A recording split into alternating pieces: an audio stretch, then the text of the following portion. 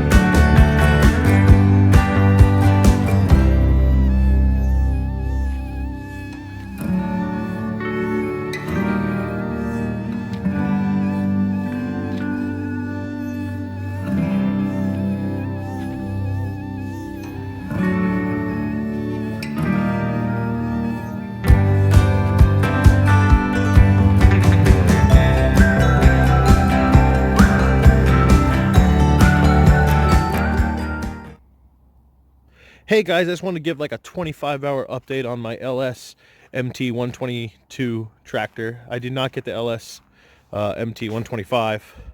To me, I didn't feel a difference in the performance, and I hardly run this at full capacity ever. The whole time I was in that video, I ran it at less than 2/3 power. But I'm very impressed with the product. About 26 hours on this thing now.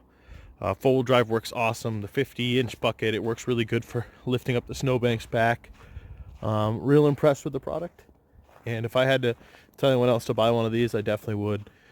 I prefer this tractor over the John Deere and the other Coyote, Kubota. I checked out all of them, and I mean, I'm really happy with the purchase I made.